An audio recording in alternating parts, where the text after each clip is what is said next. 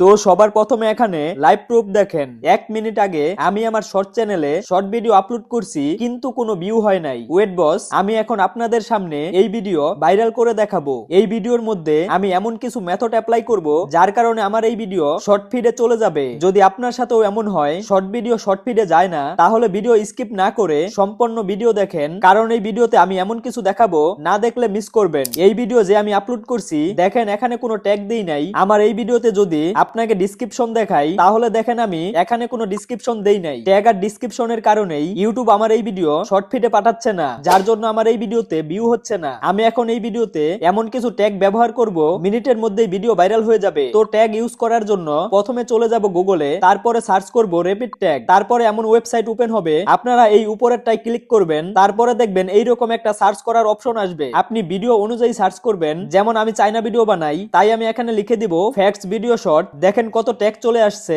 একটু নিচে গেলে কপি লেখা আসবে, এখানে চাপ দিয়ে কপি করে নিব। তারপরে চলে যাব সেই ভিডিওতে, এখানে গিয়ে কপি পেস্ট করে দিব। আমাদের ট্যাগ লাগানো হয়ে গেছে। এখন লাগানো বাকি ডিসক্রিপশন আমি আগে থেকেই লিখে রাখছি, যেহেতু আমি চাইনা ভিডিও আপলোড করি আর এগুলো কপি ভিডিও, তাই আমি ডিসক্রিপশন এইভাবে লিখে রাখছি। যদি আপনিও চাইনা ভিডিও বা অন্য কোনো কপি ভিডিও আপলোড করেন, তাহলে ডিসক্রিপশন এইভাবে লিখবেন। এতে আপনার ভিডিওতে কপিরাইট আসার সম্ভাবনা অনেক কম থাকবে। আর অবশ্যই এই জিমেলের জায়গায় আপনি আপনার জিমেল লাগাবেন, এতে আপনি যার ভিডিও কপি করেন স্ট্রাইক মারার আগে সে আপনার সাথে কন্ট্যাক্ট করতে পারবে। তো এখন আমি এটাকে কপি করে নিব আর ডিসক্রিপশনে গিয়ে পেস্ট করে দিব।